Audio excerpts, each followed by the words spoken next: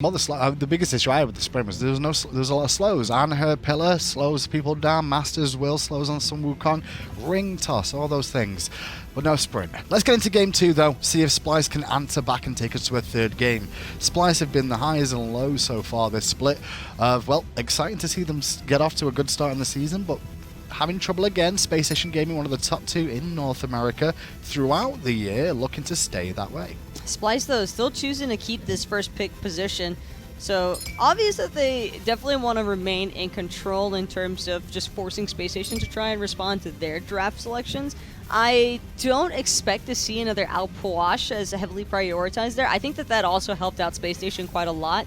In fact, is that Splyce revealed that they were going to have an Puch somewhere on the map, whether it's in solo or in mid, and it's very easy from that point forward for Spacestation to try and just focus all of their drafting towards just pinpointing the Puch on the map. In fairness, though, to Splyce, I mean, they have made some adjustments. They ban away the Baron this time. They feel that that was a big threat towards them. Athena is still available, though, and now that, you know, Athena's got through here, I wouldn't be surprised to see Athena picked up alongside the Naja for Space Station. It could bring a whole lot of pressure, especially knowing that Defender of Olympus has the global. It's flexible, and right? That's all you're really looking for. It's taunts as well. It's very difficult, I think, for an Puch to consistently run away from this. I also know, like, Aquarius and Jeff will both be happy to play this, so it's still much a flexible pick for solo or even the support role. Instant answer back from Splyce this time. Now they're going to get Cyno's jungler earlier on, by the looks of this, with the Serqet locked in. Granted, you know, we can see junglers and assassins in different roles, but I'm pretty sure Serqet is one that will love to stay in the jungle. I do like this Cerberus pickup early on, though. I think that it provides a little bit of anonymity towards Splyce's composition because you're not sure if this is going to be for solo or for support. I could definitely see either Divios or Aror playing this god. I also believe that it's going to help out the Puch just a little bit more. Stingent Torment going to be a great tool for just keeping Space Station off of the Puch. Well, one interesting thing, though, because Serqet's been locked in and, well, Morrigan is available. Venenu has played Morrigan for a long time since release and played it on the biggest stages of them all once upon a time. Whenever you see a Morrigan, there's normally a Serqet on the other team, or on your team. We like to see double Serqet ultimates. We're going to get a couple of double ults. Puch and Puch at the same time. I think about early double Naja ultimates. 2 Windfire and Wheel opportunities to take someone up into the air. And it's also just the early pressure around buff invades. I definitely see Space Station looking to try and invade Splyce's jungle pretty heavily throughout the duration of the mid and early. So Splyce is going to be very imperative for them, I think, to make sure that they have the necessary amount of members there to respond. No one here this time for BaRRaCCuDDa. Instead, he's going to go with Medusa, his next go-to. BaRRa generally does spend most of it every season picking 3-4 different gods on a rotation. It's not always the same 4 every year, but for the most part of the year, he'll stick to those 4, and Medusa's been on that list. A lot of hunters, I think, have also just been straying further and further away from the more conventional hunter picks and trying to mix things up a little bit. I think that Medusa brings some nice flavor, and you can't get anything more classic than Athena Medusa Petrify Taunt combination. We're into week 3, and you can really start to see the variety of picks opening up here as Xing 10 now locked in as well, someone we're not seeing in a hot minute, and Osiris back towards a decent situation. Would you rather have Xing 10 or Cerberus in the solo run against Osiris, I guess is my question. Definitely the Xing 10 against the Osiris. I have no doubts in my mind that this is for Divios. I'll be very surprised if Aror ends up taking it. That's how confident I am with this, and I just think that Xing 10 also have a little bit of a better matchup, has a much easier time dealing with those in-hand based gods, so Osiris fits the bill for that perfectly. Who do you guys at home think will win game 2? Is Space Station going to put Splyce to bed now, or is Splyce going to continue dragging this one out? Where's your money at? I almost feel like this could stretch to a best of 3. I like Splyce's comp. But I really like Space Station's pressure. I like Splyce's comp overall, but then when you look at what it's against, I think it might struggle a little bit. That's the concern here, is that Splyce, I think, have a much better draft than what they did in game 1, but it might have been too little too late. Not 100%, but I am leaning in Space Station's favor. Enough from me and Taco. Let's get it over to the casters for game 2. Thanks, Hindu. Thanks, Taco. Splyce up against Space Station Gaming. Game number 2 here on the line. And Space Station have quite a few picks I'd say they're very comfortable on. Venenu loves this Morrigan. BaRRaCCuDDa always comes back to this Medusa pick, I feel like, as well. And Aqua on this Osiris. Going to get to that Berserker Shield in action. Yeah, the rush of the Berserker Shield as well from Aqua. He's kind of the one who coined the boots 2 back teleport in with finished boots right away sort of start, and this kind of follows that. Divios also on a comfort pick of the Xing, loves his disruptive teamfight Guardians. Wasn't able to do quite as well on it with the Sobek in the last game, but had the right same idea here this time around. And Auror's also playing a Guardian that has really good damage and kill potential, but this one at least has some CC immunity. So Space Station's team composition is really focused around getting pressure again, especially in the solo lane, and especially around the jungle with andinster, and then use Venenu to Athena ult around the map and play around him a little bit. Could also turn into Cyno and get kills with that Serqet transformation. Venenu certainly the player to watch in this match. Yeah, he feels like the ace in the sleeve, and that's what I feel like when you're getting the most out of Morrigan is when, yes, you pick her because you have a role you want her to fill in that composition, but also wherever there's any gaps, wherever there's any needs, Morrigan needs to be able to, whoever's piloting her, to be able to switch over and kind of fill those up on the fly, and Venenu fits that bill in a pretty big way. It really feels like he can switch into just about any god here and play just as well on him. There aren't the best transformation targets overall. I mean, I'm basically looking at Serqet and maybe Medusa and Athena as his main transformation targets. Aror in a whole lot of trouble. Lacerate BaRRaCCuDDa. Gonna find first blood. CycloneSpin does have the dash. He will have to retreat, but one more time, the dual lane for Space Station has control. BaRRa used beads instead of just letting Jeff use that sprint for that slow immunity coming from the horrific emblem from Aror, but still ends up in first blood, so still certainly worth his while. Aror definitely underestimating the amount of damage that he would have taken in that spot. And something that isn't going to be very helpful for CycloneSpin in a lane that he already has to battle in because he's Xbalanque.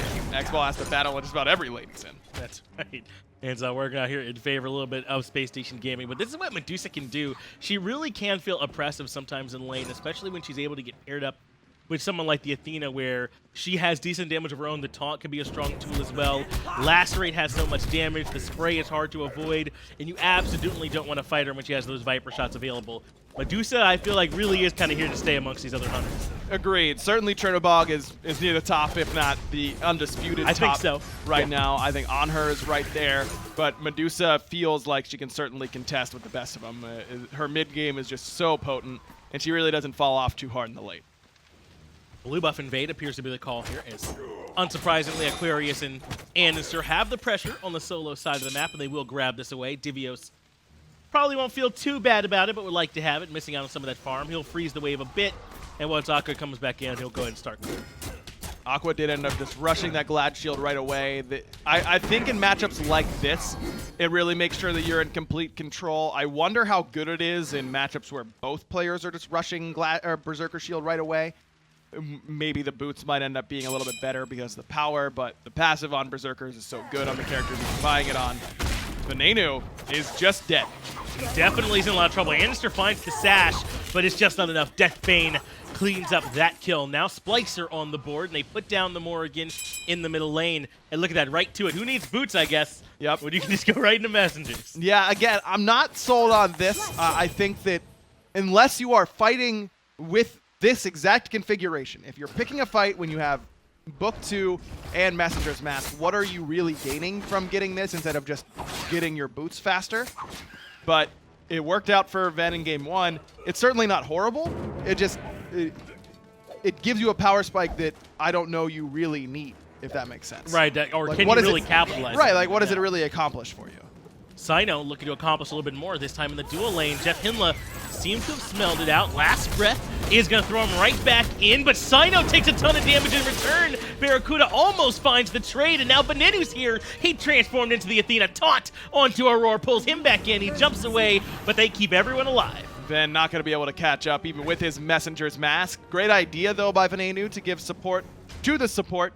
Good idea from Cyno to gank at that time, but doesn't have Blink to get towards BaRRaCCuDDa, and JeffHindla isn't the one you want to hit with that combo because the majority of your burst damage as Serqet comes from detonating your Catalyst poisons from your passive, and Athena block stacks prevented that, and that's why JeffHindla survives at that point. He had all three on him, but they all got blocked from dealing that damage. Blue buff invade number 2, if we journey on over to the solo side, is going to go in favor of Aqua yet again. Divios, I think, didn't really have enough information there, couldn't time it correctly with the Furious Roar, and Aqua gets it cleanly again. But this is no big surprise. Not only is Berserker Shield just really good, but I think Osiris might utilize it better than anyone. Maybe Yes. Erlong can make the case, but Osiris just so strong with it. Agreed. And I like the Xing Chen into it, though, because if you're picking something for the late game and you want to team fight well, Xing Chen at least has that Furious Roar, which reduces the basic attack damage of the opposition. That's what Osiris is going to be doing against you and everybody else, is use those basic attacks. And if that percent reduction, I mean, 50% damage reduction on every single auto attack for 4 seconds is really, really absurd. I mean, that is really, really strong. So you have plenty of opportunity to box against this Osiris once you get those levels. And even if you aren't boxing against him, you make him and BaRRaCCuDDa and even andinster less effective in the later stages. A good potential matchup here for Divios, but still not going to be able to be a match for him in terms of clearing here in the lane. Aqua should be able to have that pretty handily. That might be why we see Cyno making his way over. Last Breath is available, no blink, but certainly could come in and drop the ult. Aqua might not have realized it. Cobra's Kiss right into Deathbane. Last Breath here as well. They are going to send in Defender of Olympus. Stun's going to come through, and he Lord of the Afterlife's over it, but now it's JeffHindla who's in trouble. Yeah, Jeff won't quite fall. Aqua and Jeff both end up surviving. Man, Aqua plays that so cool, doesn't he? Like, that is, like, he... Oh, 2 people in my lane again, huh? All right, I guess I'll just handle this because I have to. Well, it's just an inconvenience for this man to get double ulted in the solo 3 lane. times I wanted to say during that fight, well, Aqua's certainly dead here. No. And no, of course not. I mean, And it's a great ult from Jeff to make sure that the poison detonation again from Cyno isn't Right. as impactful because the damage mitigation from Defender of Olympus, certainly a big play. Jeff, of course, nearly gets punished for that play. Yes. Because supports always do, but a good team play. But man, Aqua, that is a good clip to show just how comfortable he's become at this level. absolutely. It just so calm and collected underneath pressure, and that's the thing that I think has really made his game elevate itself so much more quickly than I think a lot of us were anticipating. Is just that ability to stay really cool and not panic in situations like that.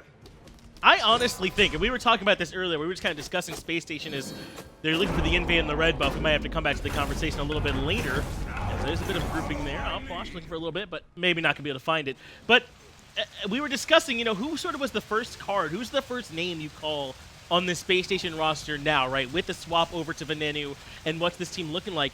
And I think you can make a case that it's Aquarius. I agree. I honestly do. But as good as BaRRaCCuDDa is, as good as Venenu is, I think Aqua's playing so consistently well for them right now that the first name you look to for this roster, I really think is him. Look, these guys have been around for a long time. They've got a lot of pride, as all players do. But I don't think andinster would look at you and say this is the best he's ever played. I don't think BaRRaCCuDDa would look at you and say that. Sure. I don't think Jeff would say that. I think that there is, these players are obviously very talented and they're obviously very good.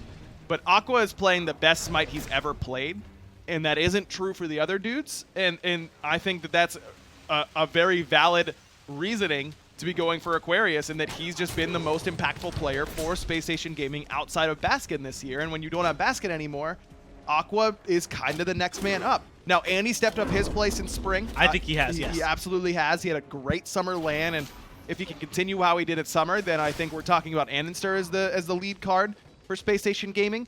But if you're looking at the face of the franchise, if you will, it's always going to be BaRRa and Jeff. Yes. Always. And Andy's going to be right there with him.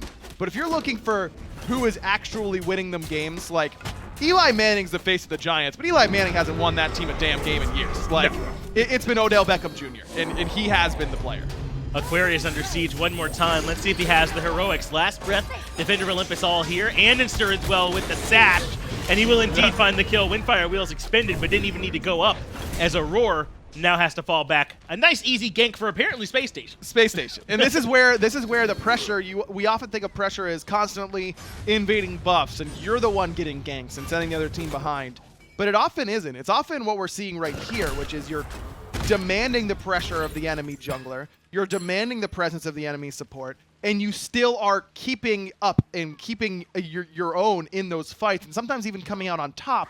And that's where pressure really benefits you. And Aquarius has understood that very well, that he's not going to get ganked from Andy, because what's the point? I mean, he's already got Divios under tower. There's no kill potential in that spot. It's just that he has to trust his team to be there when he is going to get ganked, and Space Station's done a good job of that thus far. Gold Fury now being looked at by Space Station Gaming, but Splyce are not going to give it up for free. Aurora, moswal, and Cyno all here. the objective has been leashed, at least for now. Spacestation don't have full vision control, and it looks like from their positioning, they are going to give up on this. Splyce respond in time and defend the gold. I also love picking pressure solos with Athena because it does shut down the response so well, and that's really been a critical part of Spacestation's success so far in this game, is having the Athena, and then you have a second Athena ultimate if necessary. When you add in the Morrigan ultimate, I think that's huge.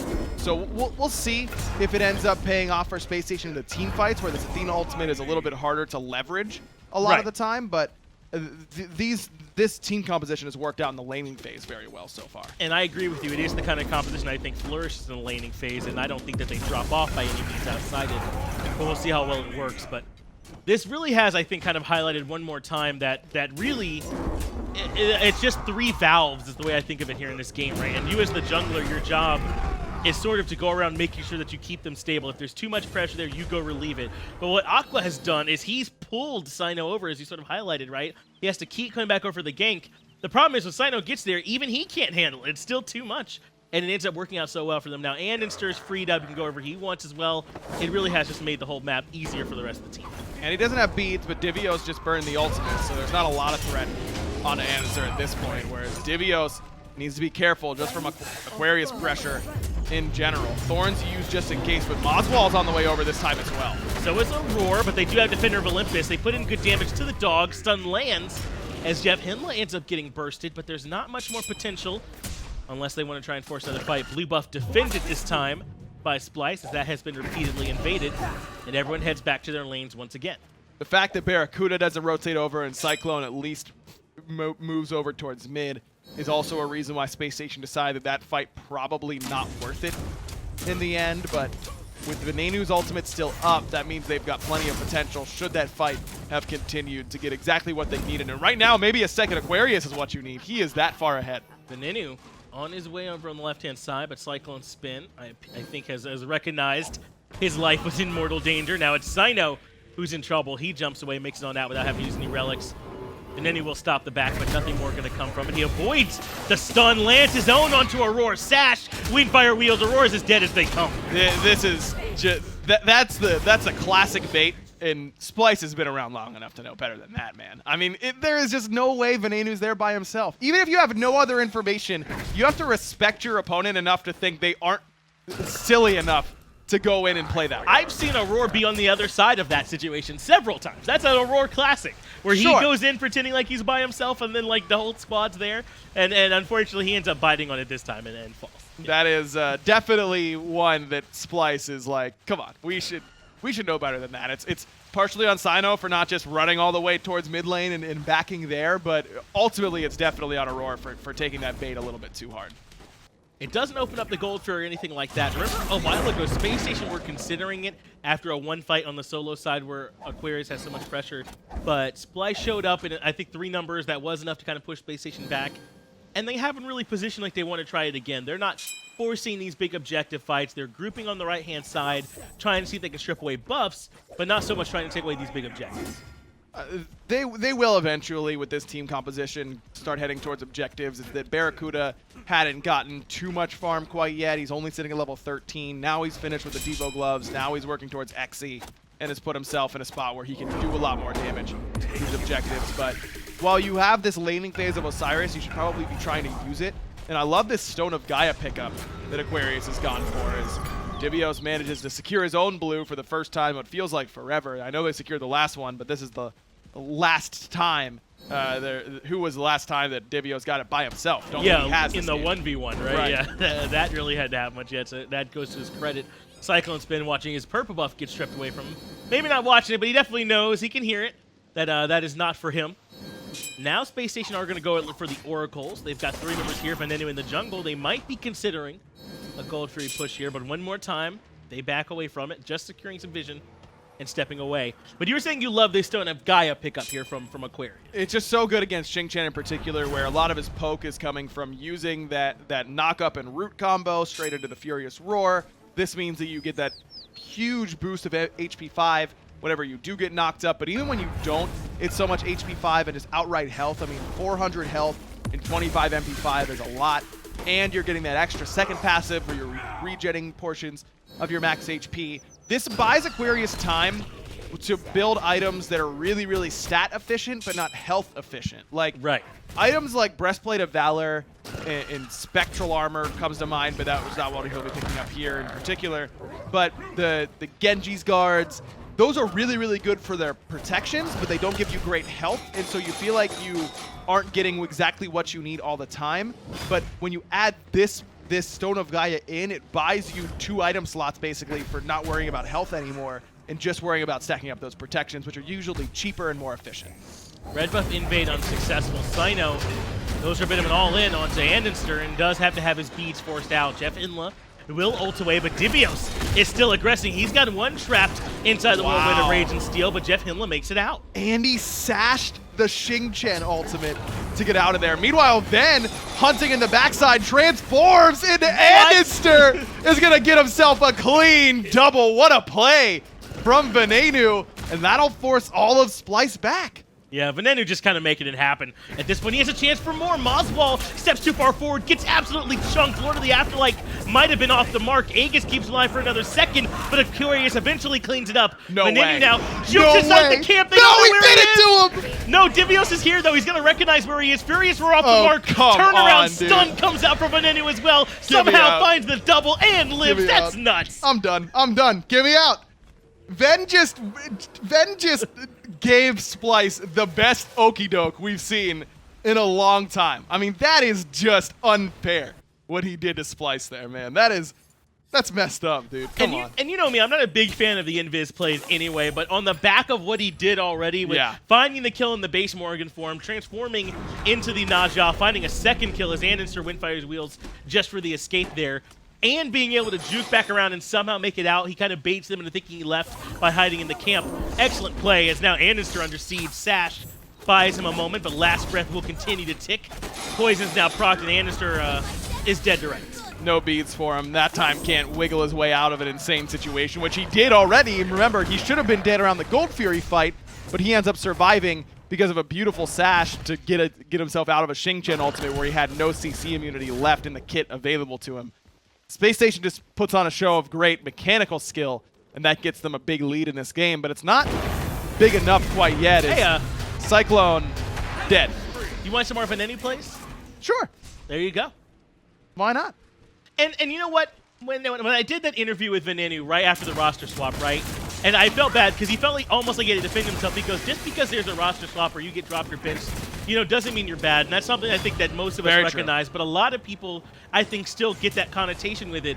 If you need any more evidence that my man is clearly still nuts, you know, he's certainly putting it on display for you here. Yes, without a doubt. Ven is definitely still a top-tier contender in North America and in the world in the mid lane. And Ven is a vengeful type of guy, usually very calm and collected, but if he feels slighted, he really feels like he needs to make you regret that. Yeah. We saw it when he got dropped from ALG, where he came back with a huge vengeance. Took him a little bit, but he really got on the horse and was able to work very, very hard and transform himself from a, sorry, Ven, middle-of-the-road ADC player to a World's Finals MVP, and a well-deserved one at that. And so this is really probably ultimately for the best for Venenu in the long run, because he's the type of dude who really does excel when motivated externally by what other people are saying about him or not being valued by his team or however he perceives it. It ends up motivating him. And so I think that we're going to see a renewed Venenu, not just in the fall split, but at DreamHack. And I think that Spacestation will be making it to DreamHack because of plays like that. This team is not one that you're going to want to mess with. As what really is on display, I think, is that their teamwork is starting to get there, right? That's what I think was missing when they played against United. They looked a little bit lost, but the more we see them get scrim time in, that was one more thing he said. He felt like they didn't maybe have as much practice going into that as they would have liked. The more of that time they get in playing at this high level, kind of getting into the groove, really the scarier and scarier this team gets. This is scary for Moswal as Andy's got a great angle on this fight, but instead BaRRaCCuDDa is the one who's in a little bit of trouble. It's a two-sided fight as Spacestation looks to commit on the left. Cyno is very much in trouble on the left-hand side. BaRRaCCuDDa trading plenty of autos. CycloneSpin looking for some himself, but he ends up falling. BaRRaCCuDDa Aegis keeps him alive, and Venenu with a fadeaway jumper takes down Cyno as well. 2 quick kills for Spacestation. and they're still plenty healthy aside from BaRRA. BaRRa has some lifesteal, so he can end up getting healthier on this minion wave. That should get him up to about half HP, which could enable this left side T2 siege. Look at where Ven is. He's hunting for moswal. He's done this all game. moswal chunked already down to half HP. Transform right into the Naja. There is an Aegis duration, but not going to last long enough. Brings him right back down. Ring bounces there, and andinster comes over with the actual Naja to finish it off. And then Windfire Wheels now waiting for Aror. Venenu will get that one for him as well. They'll trade it back exactly as Ven has to use the beads. Divios doesn't have the ultimate any longer and might not be standing much longer. JeffHindla had to go back to base, but this opens up the tier 2 for Spacestation on this left side. Aquarius is soloing Pyromancer by himself. Essentially full on health the right side. And I was talking about his build path and how he can go for less health and more protection-oriented items. Hi-rez Urchin's the perfect one. I mean, it gives him health too, sure, but this is just an incredibly efficient protection stick. Ven might be in a little bit of trouble. He goes into that stealth form, is able to make it away. Cyno lands the last breath on the wrong target, and Venenu is still going to end up dying from the poison spread, but makes it 1-for-1. Now CycloneSpin in a whole heap of trouble. Aquarius jumps right on top with the dunk and brings him down. Divios will catch up too, and the tower is still ticking, but it's just not enough. But it's onto Aquarius, which is exactly where Spacestation wants it, and that should be the end of Divios, though it will be close. He does go down. Petrify was there as insurance, but BaRRa in trouble now. Aror had a beautiful stun. There's to remind you that I'm here too. Defender of Olympus keeps him alive, but moswal finds a nice little double kill for himself as Spacestation may have overextended just a bit into that tier 1 and kind of got punished for it, but they get some nice kills as well and open up a little bit of space on the map. Remember, Aqua got the Pyromancer essentially for free. Yeah, Divios did a really good job of delaying in that spot just to buy time for Aror and moswal to get into position in order to capitalize on that team fight. Eventually, someone is going to need to kill Aquarius, though. And I don't really know how you do it, because your best forms of CC in the Stygian Torment and the Whirlwind of Rage and Steel count as knockups, and those proc the item passive of Son of Gaia, which means that he starts chunking health up very quickly. This is interesting, though. Splyce now considering the Fire Giant. JeffHindla is the only one that's around. He's trapped now inside the Empty the Crypts and has to dash away. Splyce do have to leash the Fire Giant, and now Spacestation are here in bigger numbers. Venenu on the backside avoids the Stygian Torment. Aror finds no one. Cyno can't land the Cobra's Kiss either. Venenu baits a ton, but Divios does track him down. Then revealed and perfect stun by Aror. That is where the Morrigan stealth plays can end up coming back to haunt you a little bit, getting a little bit too aggressive with your confusion positioning, and then without relics gets punished quickly. Fire Giant still being looked at, though. Spacestation 4 members strong have to stick around. Splyce were already considering this before they had the man advantage, so definitely got to make sure you get that thought out of their heads. Fire Giant down to about half HP. BaRRaCCuDDa has Petrify. That's still a big tool for them, even without Venenu. Divios controls 2. andinster somehow finds moswal on the back end. Splyce will secure the Fire Giant, but can they make it back out with their lives? That looks sketchy now. moswal just trying to sacrifice himself and buy some time, and is doing a good job, and that actually may have killed BaRRaCCuDDa as Jeff desperately trying to come and assist. Aror right there, can't quite finish BaRRa, but here comes Cyno around the back. BaRRa doesn't know where he is, and Cyno takes care of him. Now moswal has also fallen, but Andy ends up dying as well. Spacestation loses 2. It might not be able to get out of here with more. Well, Venenu is right back in with that Defender of Olympus coming in via the Changeling ultimate. They'll grab this tier 1 tower without really any trouble at all.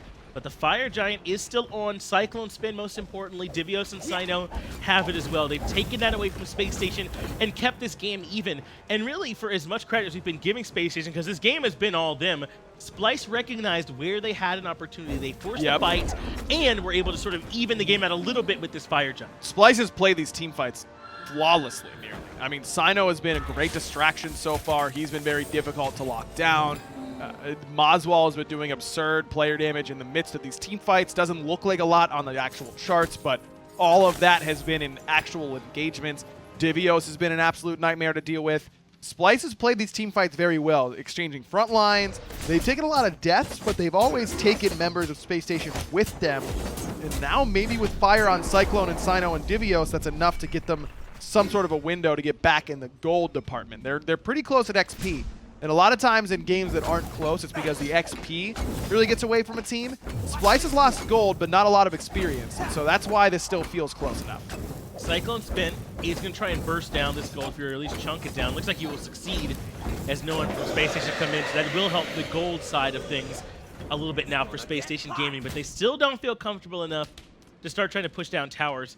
And Ryan, I think that might be the right call. Yes, they have this Fire Giant, but I don't think the game is normalized. Spacestation still in control. So Splyce can kind of use this to buy themselves some time. Only about a 4,000 gold lead now, and Splyce still has a good amount of gold left on the map to take if they can take down these towers. 3,000 just from 2, and then the third makes 4,500. So that's a pretty good amount. That would put them in the gold lead. But Spacestation, I don't think, is going to be giving up tier 2s for free at this point, and they shouldn't be.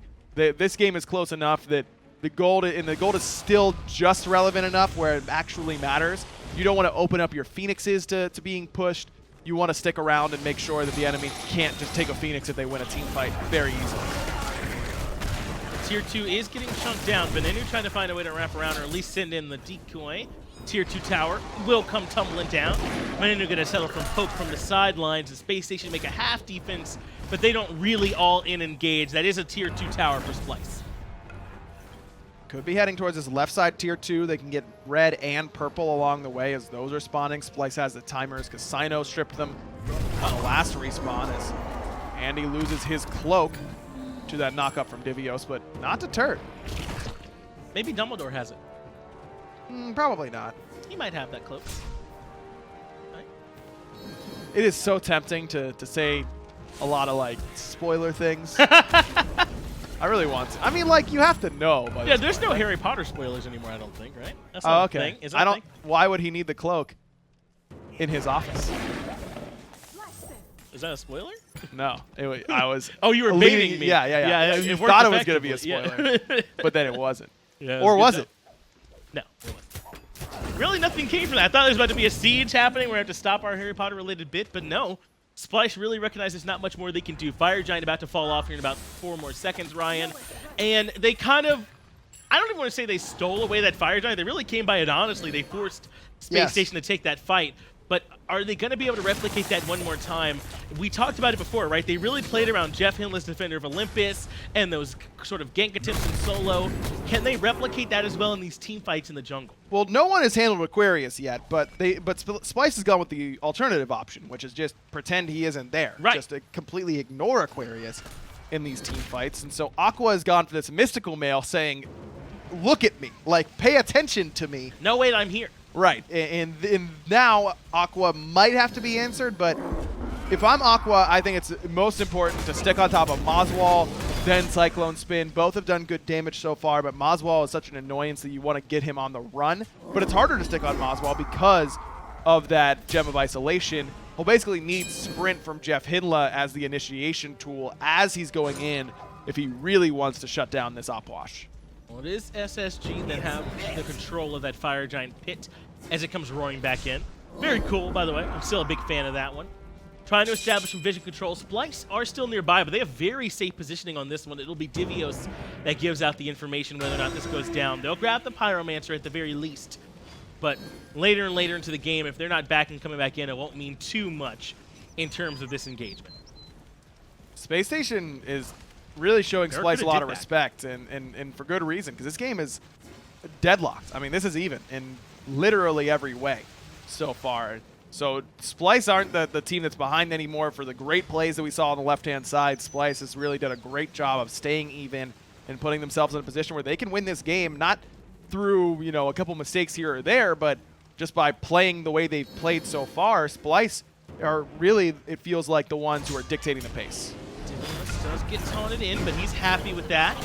He will jump forward, looking for BaRRaCCuDDa. Can't quite find him as moswal happily throws in some poke. Venenu comes to the backside of Aror, takes away the cloak, but he gets chunked in return. BH forced out as well. Divios right there. Whirlwind of Rage. He still won't find him, but JeffHindla will get pulled. Sprint was great from Jeff there to let Ben outrange that. Another taunt that's only on to Divios, and that's go for Cyno. He blinks in, immediately tries to get out as moswal empties those crypts. Look at Aqua so far from the rest of the team, but still really, really healthy. He does get stunned. Moswal finds some poke. That is enough to force out the Lord of the Afterlife. Now he's locked down. Taunted back in. Petrify hits 2. Aqua just barely makes it out, but BaRRaCCuDDa, the much tastier target, will fall down early. Now Venenu drops down the ultimate from moswal as he's transformed. That does not deter Splyce. They get their kill and leave. Jeff should have taunts up pretty soon, but Divios ticking down. Dark Omen just missed from Venenu. Now Aqua's teleported back in, and someone has to deal with him now. There's no one there for Moswal, though. He needs a friend. He needs a buddy. Someone get in here and help my man out as Aquarius puts in the hurtin'. He's juking around, though, and somehow still alive, but Aquarius finally finds him with the flail. Now it's JeffHindla who needs a little bit of backup. Dashes out. Venenu, they'll trade their target quite nicely. Aegis keeps him alive, but can't get away any longer, but Aror can't stand tall up against Aqua, and Ven brings him down. Ven dead to rights. Just the dot damage from Furious Roar gets the job done. Cyno able to track down JeffHindla, as it's been an absolute brawl in this jungle, and a sloppy one at that. Yes. 2 taunts in a row from JeffHindla hit only Divios, which is literally best case scenario for Splyce. Divios is unkillable off an Athena taunt when anywhere near full HP, especially when you consider the Spirit Robe for him gives him that damage mitigation. He's unkillable in that spot. So Divios is daring Jeff to taunt him. Jeff takes that bait twice. BaRRa now then tries to follow up off of a great Athena taunt from Jeff later on in that team fight, but dashes in to a horrible positioning. And so Splyce's relic usage was critical in that spot. It was beads from Cyno, beads and Aegis from CycloneSpin, and that bought enough time to bring down BaRRaCCuDDa very quickly.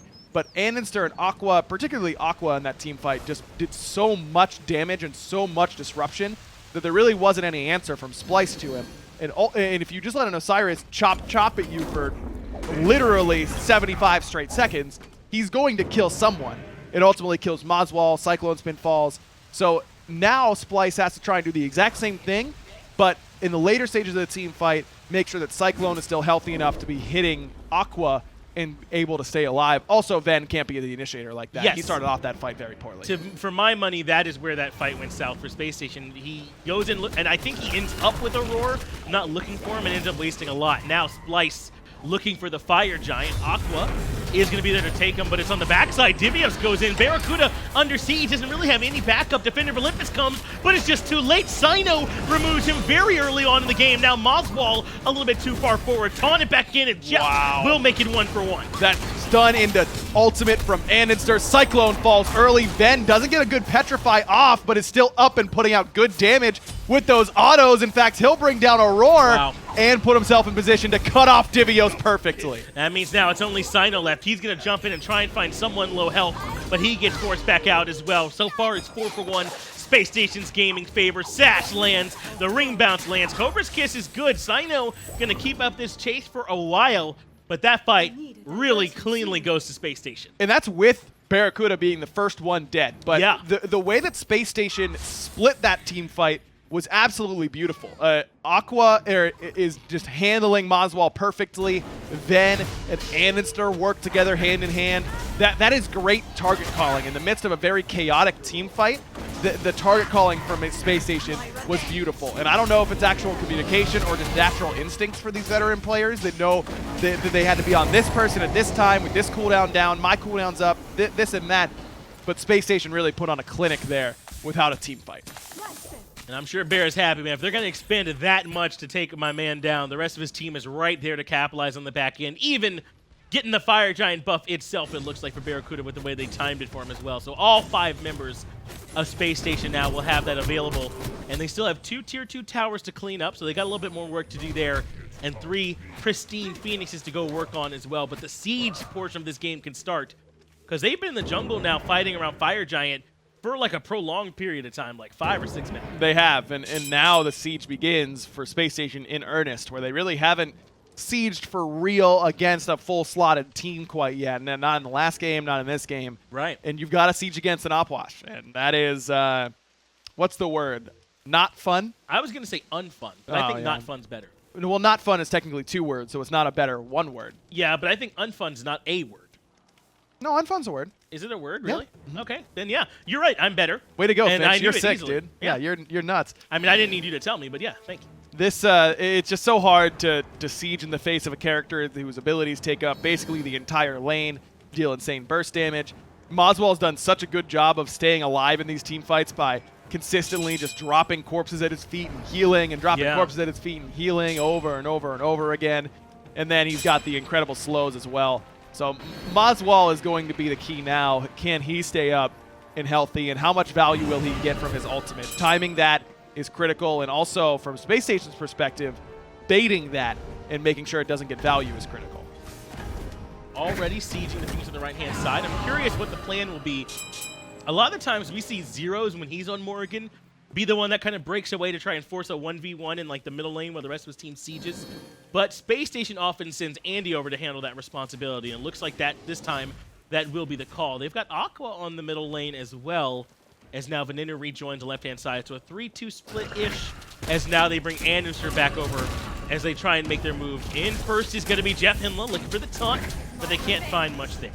Look at the slow from Fleeting Breath. Gem of Isolation with a slow ticking ability like that is very, very potent. We'll word it that way. It's difficult to play around, and you basically need sprint active if you want to fight into the Opwash now. I'm pretty sure the technical term is filthy, as Divios trades it out here around that mid-Phoenix. Dark as the Nights comes out from CycloneSpin as Cyno looks for the engage on the right-hand side. They don't find much there. They're going to try their luck at mid instead as Andy wraps around the backside. But again, not much for Space Station.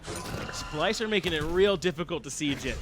Cyno blinked in and got the beads out from BaRRaCCuDDa, but losing Darkest of Nights is a big loss for Splyce. Potentially even more than beads from Barra at this point. He's got CC immunity from Petrify to play it slow and use that to get away from Xing or Cerberus ult. Maybe if Aror and Divios stagger their blinks properly, they can still get him, but Divios is in mid, whereas Aror is on right. It is going to be the 3-2 split one more time. Now andinster moves over towards the mid. It's just JeffHindla and BaRRaCCuDDa right now, keeping the right lane pushed up. Meanwhile, Aqua and Venenu have that mid pushed in as well. This is a bit different from some of the sieges we've seen before, where they kind of have andinster working between the two, just bouncing back between which matchup he likes. But they're going in on Aurora. Aqua can afford to tank this Phoenix forever, I imagine.